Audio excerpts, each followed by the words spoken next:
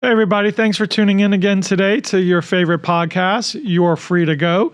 And this is where it's our true crime cases that Mark and I talk about, all our crazy ass cases. Mark's here in studio from California. Always great to have you in town, Mark. Great to be back. Yeah, thank you. Thank you. So today, instead of talking about our crazy ass cases, although we might sprinkle some in, we have an incredible guest that is going to talk about one of the world's most famous, most popular cases in the history of criminal law. So I'm pretty excited about it. We are going to talk about the O.J. Simpson case.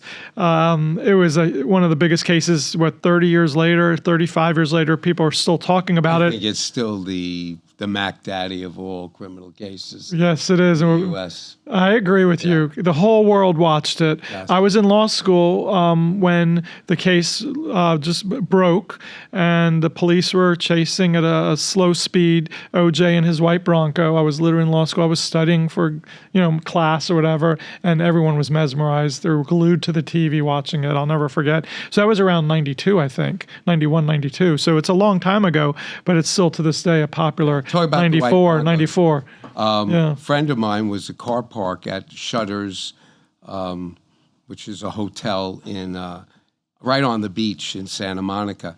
And after the trial, O.J. actually pulled up in the white Bronco. Really? My He still had it, huh? Everybody knew about it. It was famous. Yeah. So he and a bunch of other car parks dived in. And they took it for They a were, spin. hopefully they didn't get pulled over like he did. It's like Ferris Bueller, remember that? Yeah, of scene? course. They take the Ferrari Did around. they have 100 cops following him down the highway? Yeah. I had the opportunity after the trial to sit with two of his lead attorneys. Well, his number one, Johnny Cochran, and then Robert Shapiro. A couple months we've talked about Roy Black, who passed away about 6 months ago. One of the greatest lawyers of all time. The four of us had spoken, had dinner together, and talked a lot about this case. But today's guest is a gentleman with us named Arthur Bernstein. He happens to be a very, very close friend of mine, so I'm really happy to have him. Arthur, before we introduce him, I just want to share about you. He wears two hats. He's a life insurance representative, has a very successful practice all over the country, based out of Palm Beach County for life insurance. And the other hat he wears is in the television and movie and documentary industry. As a graduate of University of Miami Film School, he has a really impressive resume of films and documentaries. Super, super talented. He directs shows, he writes shows, he performs in them, and he actually worked with Adam Sandler early in his career, so he's the real deal when it comes to movies and documentaries. If anyone listening wants to look up one of his greatest shows, at least my favorite, is called Walt Before Disney. It was award-winning. Certainly anyone that wants to know the history of Disney World and Walt, it's a really good one. Again, Walt Before Disney. You should definitely check it out. It's a classic that Arthur has won awards for. Today we're going to talk about O.J. Simpson, as I told you. Now, what does Arthur have to do with O.J. Simpson? Well, he knows him. He knew him. He's not around anymore, and he actually did a film with him where they acted in it together. So without any further ado, I'd love to welcome my good friend Arthur Bernstein. How you guys doing? Now, he's been in a lot of films, you guys, like a long list of films, directed, written, and so forth. So Mark and I are a fish out of water when you put the camera on us, but you're very comfortable here today, aren't you, Arthur? This is fun. By the way, it's Walt Before Mickey, guys. Oh, what'd I say? Oh my God. I said Walt Before Disney, but it's true. He is Walt Before Disney. Yeah, that's Walt true too. Before Mickey. Yeah, it was Walt Before Mickey, yeah. It's based off a book by a federal prosecutor by the name of Tim Susanen. Really? The book, and Diane Disney, she admitted the book. So did you have to buy the rights to that? We bought the rights to it, and it was approved by her. Really? Wow. Yeah. A federal prosecutor wrote a book about Walt Disney? Yep. Wow, that's amazing. Well, I And it's apologize. in the Library of Mississippi, the actual book. No wow. way. Yeah. Oh, we'll have to go there sometime, Why Mark. Mississippi? I don't know. That's where he did. He's not from there. He probably practiced law there. Oh, yeah, but Walt's not from Mississippi. No, Walt's not from Mississippi. Yeah, But we could go on about Walt, but I think we're going to talk about O.J. OJ, yeah. Walt, you're right. We'll do a whole episode once on. So, let's talk about the juice. Tell us about all this. How did you come to meet him? So I was with my buddies, and we went to a basketball game. We were watching the University of Miami play at the Miami Arena, and I'm with my buddy Dave and Andre, and I sit in my seats, and we're You have regular seats. You've invited me before. You have like 4 seats or something for years. These are our seats in the flagship like right in the front. And Right. we had 4 seats, and there was only 3 of us. And this guy sitting in one of the chairs, and the usher, the guy, I think his name was Lewis at the time. He's like, I remember Lewis. yeah. Yeah. He goes, OJ's here. I go, okay. He goes, should I kick him out? I said, no, let the juice stay. Let the juice stay. So he was in one of your seats. He was in one of my seats. And this is after the trial, right? Oh, yeah, this was 2004. Okay. Right. So you had never met him before? I never met him before. And what happens? You just see him in your seat? Does he say, so I'll move? What does he say? He says, I'll be willing to get up. Is it okay if I sit here? I said, no, you can stay as long as you want. Because you're the juice. Yeah. Right. Very cool. All right. So did you actually sit next to him or? No, I didn't sit next to him. I Really? let my buddy sit next to him. That was cool. And by the way, But he knew it was our seats. But he was talking to me during the whole game. I didn't want to do that to my buddy. I let him sit next to the juice. Nice. So how'd the conversation get started at that point? So we're watching the game, and then in the middle of the game, OJ's like asking me about like, what I do, where I was from. At that time, I just left Happy Madison. I came back from LA. And Happy Madison was Sandler's company. Yeah. Production company. Yeah, it was Adam Sandler's company in Sony Studios in Culver City, and I came down and I was starting to get into commercials at that time. I did the Porter Palm Beach, Puerto Riviera Beach, Sheriff Bradshaw, Yeah. couple of not criminal term, but personal injury attorneys. Sure. They love their TV commercials. They love the it. car accident lawyers. Been injured? Call me. That's right. So, okay. So how's the conversation go with OJ from there? Was he cool? Was he easy to So talk?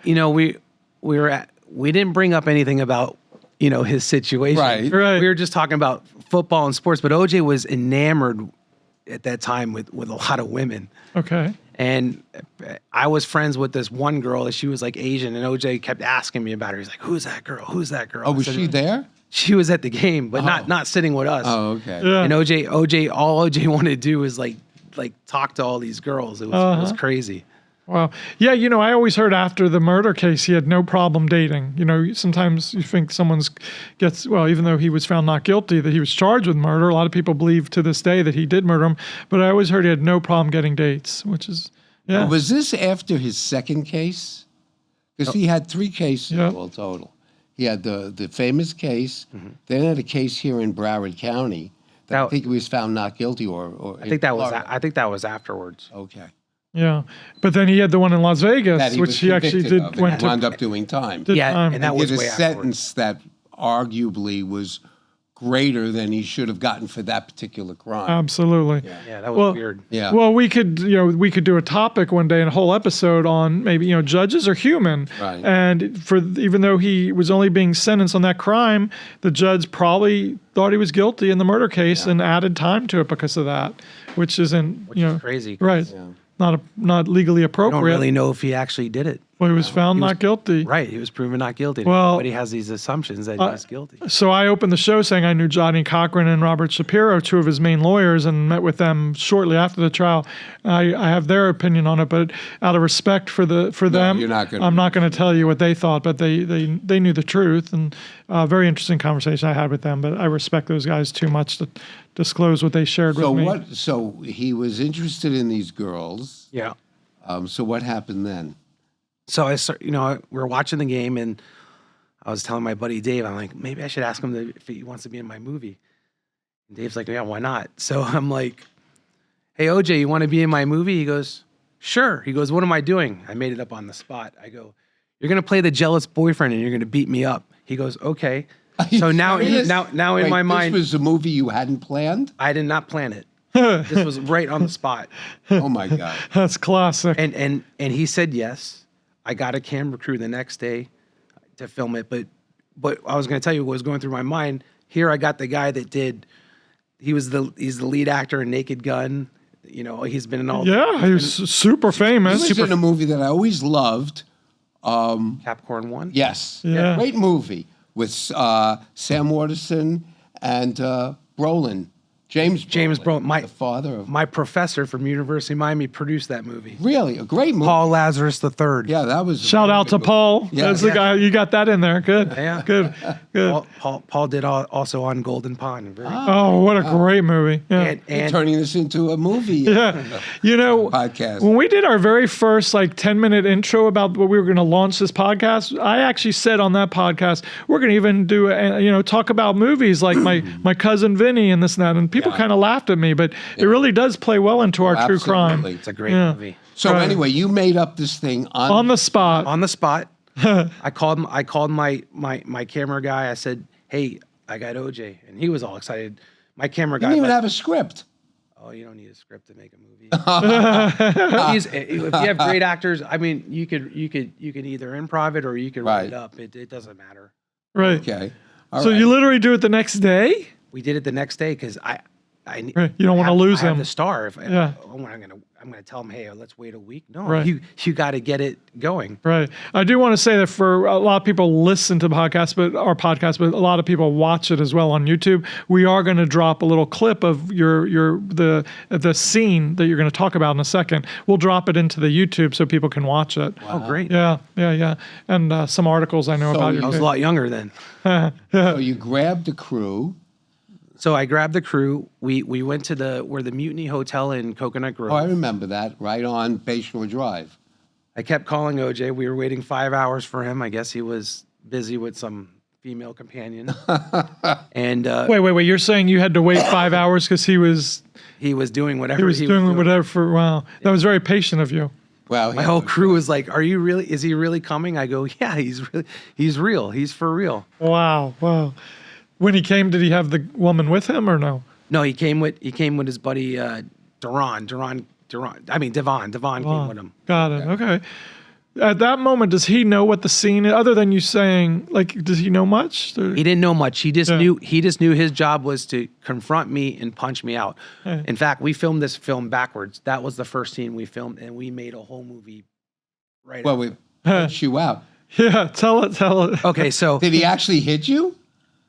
well, I mean, if you watch it, yeah, Yeah, no trick photography. No trick photography. I've seen it yeah. Really? in slow motion. Well, I don't know back then how long after his playing days, but he was still an athlete. Yeah, Big dude. yeah, a good athlete. You're not a small guy either. I'll take the hit from OJ. It's not, Wow. it's not a big deal. Right. Wow. You just get into character. Okay. All right. So I played a limo driver, and apparently I was the limo driver in this movie, and I'm dating this girl, and she happens to have a boyfriend, and it's OJ Simpson. So, what did the girl look like? Blonde, busty. yeah. So you're Pick somebody particularly for that role, Yeah, she was one of the people we casted for it. We right? used at that time the Palm Beach Film Commission. Shout out to them. yeah. Used them to do the casting. We're gonna get This is them. a real legitimate movie This was a real legitimate movie. without a It script. was a short film. How long is that? It was 6 minutes. Right. It was for a film festival. What was it called? It was called Lemon Twist. Lemon. Where did you come up with? Oh, you're gonna love Because they this. wanted to tie something in with lemons, so we created a lemon twist. So when I get punched, before I get punched out, I do a scene where I'm kissing the girl, and I have a lemon in my mouth, and I pull it out, and I said I must be dreaming. And all of a sudden, OJ comes in and just knocks me out. Yeah, and he said something. Tell him what he's. He goes, "Punk, stay away from my woman. I better not see that ugly face of yours anywhere." That's what that was his words. So I gave him direction at that time. I said, "Just come on in there, act like you're Mr. T, and you take me out." So he improv the whole scene. It was awesome. Oh, that's good. I love improv. Hey, punk, you stay away from my woman. Stay away. I better not see that ugly face of yours around anywhere. Improv. So, at any point in time, was there ever any discussion about him playing this role, which was emulating in part what he was accused of and went to trial for? No, in fact, he found it very amusing. Really? Yeah, he's like, "Yeah, no problem." This is almost like a variation of "If I Did It." Remember that? Yeah, and he knows what people are always thinking, like, if I did it. He would do stupid stuff and like for Halloween, like show like a fake knife and people had blood on a dress. It was kind of weird. He did that. How did you know? You were there? He showed me pictures from back then After the trial. after the trial. They kind of got to know each other. We'll talk about it in a second. Wow. But what I want to do here is just pause just for a second so they'll insert the video. So it's, okay, I'm glad you guys got to watch the video. Arthur, thanks for sharing that with us.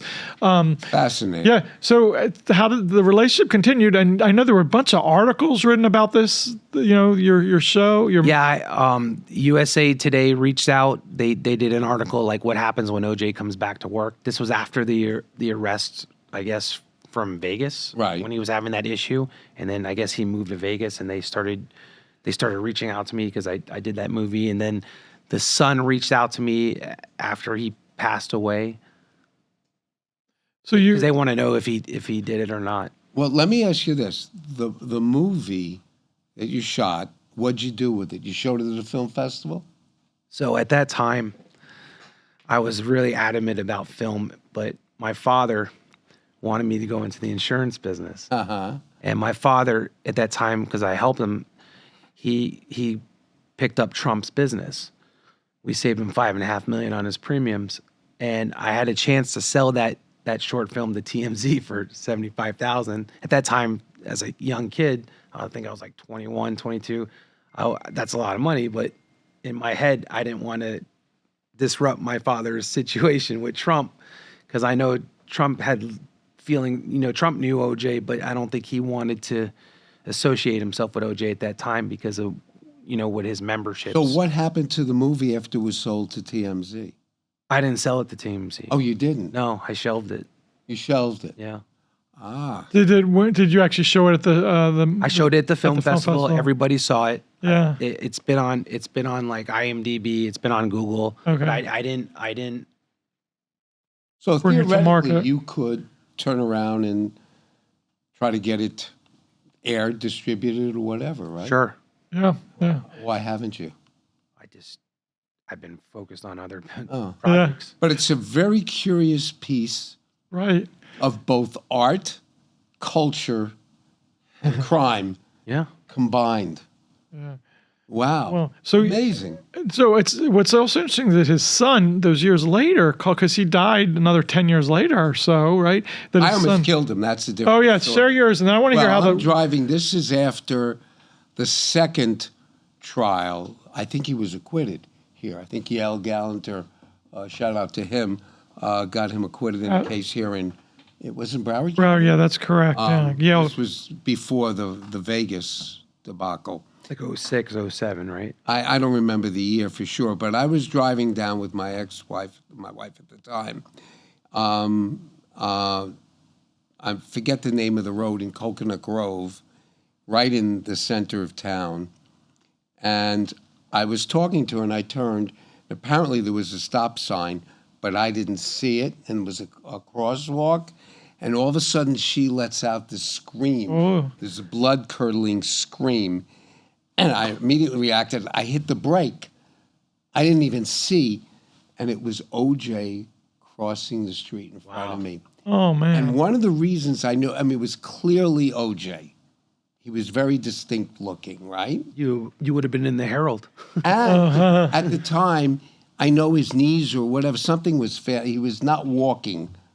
Yeah, he He has arthritis Right. because of the football. Right. He used to get hit a lot. And he was startled. Sure. Turned around, looked. I was probably this close to him. It was. For our listeners, he was showing about 4 inches just now. You're judging that. And he was not intoxicated. Right, and may the record reflect. Right. Yeah, and he was. You weren't impaired at the time. And then afterwards, I realized, oh my God, I could have gone down in history. Yes. Probably wouldn't have killed him because I wasn't going that fast. Wow. But anyway. Yeah. So how did you become friends? Like years later, his son is calling you. So after you did that episode, that scene with him, you guys remained in contact? Well, OJ, yeah. So OJ gave me his number. I always kept in touch with him. Very cool. Very cool. He had a Miami number. And the son, was he part of that relationship, or he called you out of the blue? No, I never spoke to his son. Oh, I thought you said years later when he died, he called you. The son called you. No, No. His buddy Devon called me. Oh. I never talked to his son. Right. This You- is fascinating. But you have a feeling about the role that his son might have played in the murder, or is that correct?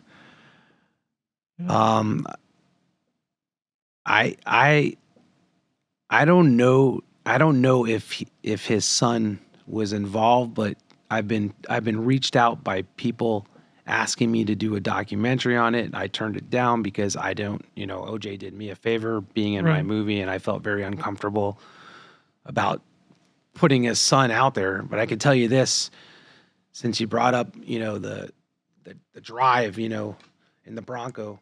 Yep.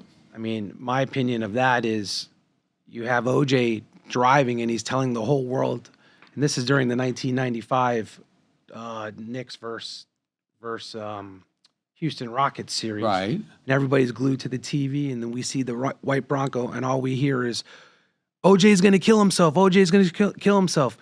First of all, OJ's an actor. OJ's not going to kill himself. If you guys know, if you're going to kill yourself, you're going to do it. Right. Obviously, he's doing that to create attention on him because he knows he didn't do whatever it was that he did. So somebody else out there. But there's a scene at the end where they drive in and you see Al Kaline say to somebody, "Get the fuck out of here." Excuse my language. But that individual This is his son. was his son sitting there. Right. And I know he got a lawyer for his son for that first week, but they didn't prove that he was guilty. So his son is not guilty. So Right. Well, So- if memory serves me correct, it's been quite a while. The fact of the chase scene in the Bronco, I don't think that was ever introduced in front of the trial, right? I don't believe so. In fact, it's interesting because we always wondered, how could you pick a jury in that case? And shortly before the trial, I got interviewed by one of the local news stations, and they asked me about how do you select a jury in a case like this? And being the frustrated comic or comedian I am, I gave an answer, which obviously they just went like this, cut it, and it was never shown. But I was half serious. I said, you got to go to hospitals and find people who just woke up from comas, It's true. because those are the only people who hadn't been aware of what actually happened. Right. To this date, I don't know how they picked a jury. I don't. and they either. can't be fans, right? They can't. Yeah. They can't like football. They can't. Right. They can't like Hertz. Right. The Hertz commercial was so famous. can't like orange juice. Right. No, he was our idol. Right. I mean, it's amazing. And I went to college in Buffalo, and I was and still am a Bills fan, and what he did there was spectacular. Yeah. But anyway, so Yeah. it's this whole crazy thing. So Yeah. The issue with the reason they talk about the son is because he didn't like how she treated OJ, Nicole Brown. Nicole Brown. Yeah, he didn't. Right. Have you really studied the case or not really? I mean, just what everyone else has, or have you gone beyond that, like what we've seen in the news and on television, or did you actually take a more deeper interest in it? I used to watch it like when it was on TV all the time, Yeah. but I didn't think he would get convicted then when I watched it. It was kind of weird. what I don't Well- understand, the glove, trying on the glove. What happens when leather hits liquid? It shrinks. It shrinks. Right. Right. It doesn't make any sense. It was, Doesn't make any sense to have Yeah. him try on the glove. It was a major error on the part of the prosecution, Well, and it gave Johnny Cochran the greatest line in history: "If the glove don't fit, you must acquit." yeah. Right. One of the greatest trial lines ever that we'll always remember. This is a true crime podcast, so we just talk about the true crime, obviously. So, is there anything else that you, whether it was related to OJ or anything else in your very interesting world that you live? Because as I said, we're good friends. I know you travel the world. You have huge network of friends and relationships and your industry. Anything, you live a great life. You're at Heat games, you're at Dolphin games all the time. You're a savant when it comes to sports and movies. What else are you thinking about?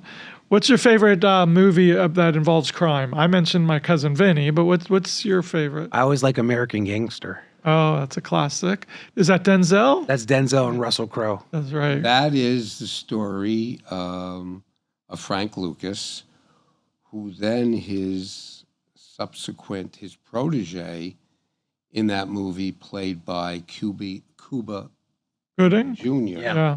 was Nicky Barnes. He was the drug dealer. And when I was a prosecutor in New York, at one point I was assigned to the special narcotics prosecutor, and he was one of our targets. Really? Yeah. Wow. Huh. That's really cool. Right. I mean, it's not cool, but it's cool. Anyway, that is a great movie. That is a great movie. Great acting in that movie. I mean, anything with Denzel, Russell Crowe. Yeah, And actually, you know, it's interesting also. In that movie was, talking about Brolin, was Josh Brolin. Yeah, his son. Playing the head of this sort of unit in New York that they were the Special Investigations Unit, the SIU. And they made a movie earlier about that called Prince of the City. Yep. Remember? Yeah. Because it was about a group of narcotics detectives that basically did what they want. And what happened ultimately, one of them got turned by the feds to testify against the others. And that was wonderfully played by Treat Williams in that movie. I like Treat Williams. Yeah. He was Yeah. great. Did Lucas really blow up his car, or was that just was that movie? I think movie that night. was movie, but I don't know 100% Okay. for sure. But you know, look, we take literary license in every movie. Yeah. But what I'm fascinated about, I want to ask this question. Sure. What if you took that movie that you made, which has been out of circulation for how long now? Since 2004. 2004. Well, our viewers are going to watch part of it, right? They are. Yeah, we're going to show it. But other than that, what if you took that today to a film festival?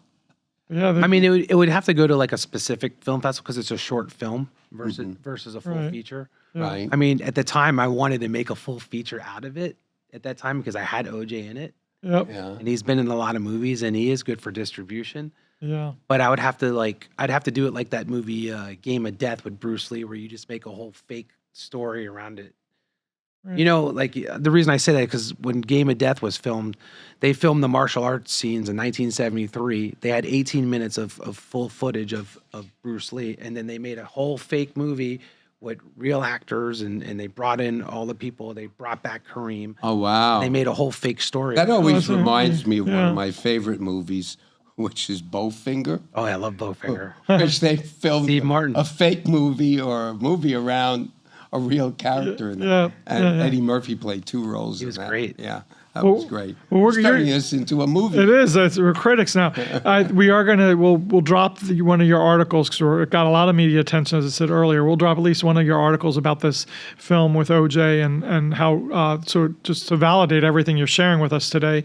But I want to. Were you gonna say something? Yeah, I want to tell you. You know, you asked me what's one of my favorite movies about crime. Yes. The Rainmaker. Oh, that's yeah. wonderful. But that's really about lawyers. John Grisham. And where I live in L.A., there's a deli there, and I always run into John Voight. And He was in my Christmas special. oh, really? And I tell him, I've told him once actually. Arthur, I just took a that's one picture of of you my- on the screen for one of my later. Okay. favorite Thank you. roles. Yeah. One of my favorite roles he did. He was as Leo Drummond in that best. movie. I love every John Grisham book. To be honest with you, I do. And, The Matt Firm. Damon was fabulous in that. Everybody was. Yeah. That John Voight is one of the greatest actors of all time, Yeah. and he won an Academy Award for the cowboy movie. Midnight Cowboy. Yeah, of course. But he was in my Christmas special. We did it with Trump and Huckabee, and we had over 7 million viewers. Wow.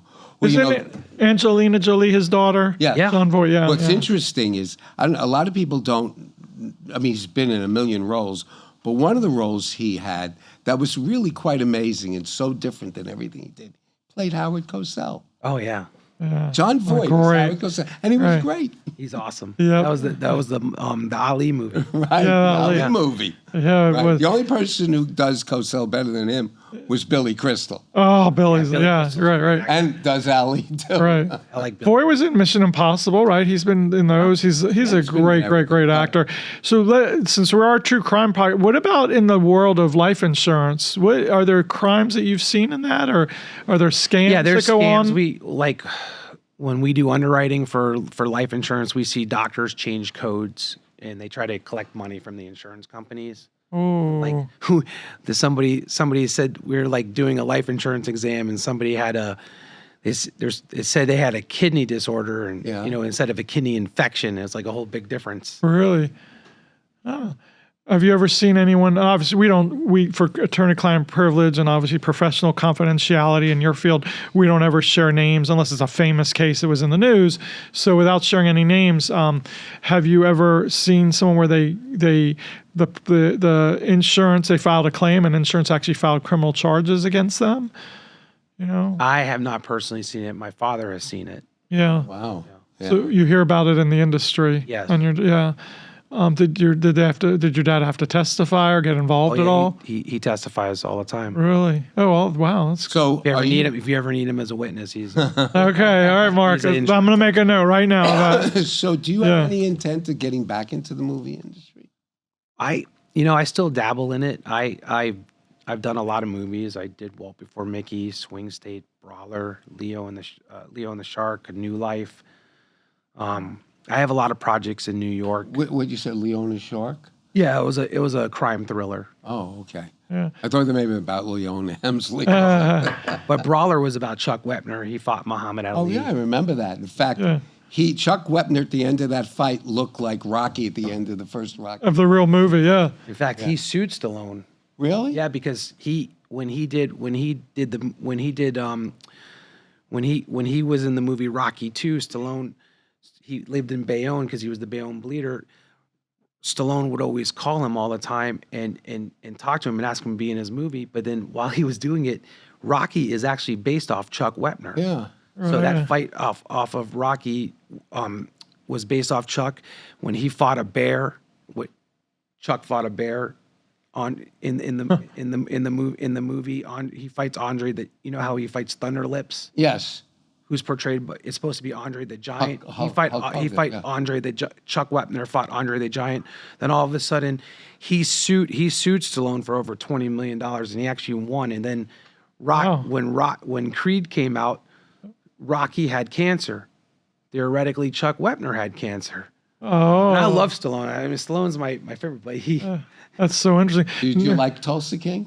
Yeah, Tulsa King's great? great. He's awesome. Great show. Great. Him and his daughters, they do a great job. And you've spread it out a little bit from film. I know you're doing some TV shows too, right? You're working on a great game show. I'm working on a game show right now with my buddy Greg, and we're very excited. We're going to shoot in Miami.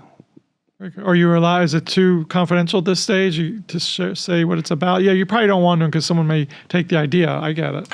Yeah, I don't want to. Yeah, it's a great idea. You shared it with me. I want to be on the game show. Well, We'll get you in the audience. I got into the finals in the Miami auditions for Who Wants to Be a Millionaire. Did you really? Yes, and I was one of the 3 people, but they never called me. And years later, I was somewhere, and I ran into somebody who was a producer on that show, and I said, how come I didn't get called? And he said, what, are you kidding me?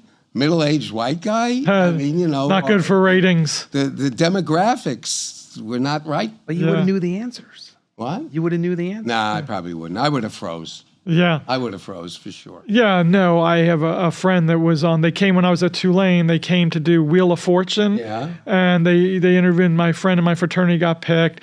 And he's on there, he gets it's 3 letters, it's like C blank T. And everyone in the whole world knows it's A or whatever, and he went, oh, God. and he said, guy, the lights are hot. We've got lights here. They're not very hot. mean, but he tells me the lights are hot. There's people walking behind you. The presser, So when I worked on the Sony lot, Wheel of Fortune and Jeopardy are on the Sony lot. and I used to play basketball with Adam Sandler. Oh, really? But I used to get in trouble because I used to always park in Pat Sajak's spot. No, you didn't. I did, Oh. because it was after hours. You know, Yeah, but- they film it during the day, but one day he comes back. He was like, "Who's in my spot?" I'm like, "They're like Bernstein." I'm like, "Oh, geez." No, so that's the root of it. Because I'm telling you, Mark, everyone loves Arthur so much. He can do whatever he wants, and everyone has no problem with it whatsoever because they love him so much. So that's probably the genesis of that Well, behavior. This has been wonderful. Really, really cool. Really. Wait, is Adam as good of a basketball player as Yeah. it sounds like? So Adam, I know you were a player. Adam's a very good player. He could shoot from anywhere, but he maybe now he can, but at that time he couldn't go left. Oh, well, couldn't go left. Last time I played him, I beat him, but he Yeah. beat me a bunch of times. He's very good. Good, cool. Well, if Adam's out there listening, which he probably is, because we have so many listeners, Arthur, the whole world listens to this podcast. Maybe he's listening to it, and we're going to invite him to call, and maybe we'll have a little one-on-one, the two of you. We'll see if he can go left. Film it. That'd be We'll great. film it, and then we'll talk about it. We'll have- Lemon twist too. He'll punch you out. So, yeah, well, this has been great. I just want to thank you for being on the Really, show. Hey, thank you. Yeah, and we always sign off the show the same way. Mark, you can get it We started. always do it because it's part of our theme and it's Yeah. our title. Yeah. Until the next time, ladies and gentlemen, you're Free to go. Down Low Investigations is a sponsor of You're Free to Go. Behind every great criminal defense attorney is a great private investigator. That's why Mark and I use Down Low to investigate cases all over the country. Down Low can help you too, whether you're running a background check on an employee or running a background check on a blind date, or let's say you need someone followed or some other type of investigative work conducted. Down Low is the way to go. Call Download Investigations at 561-843-1806.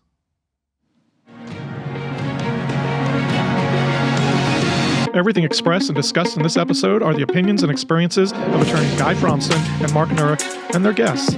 All ethical rules are complied with. Attorney-client privilege and confidential information is not shared or released during these episodes, and names, dates, locations, and other identifying information may be changed to protect confidentiality. Topics are embellished, and none of the statements made constitute legal advice and should not be considered or relied on as such.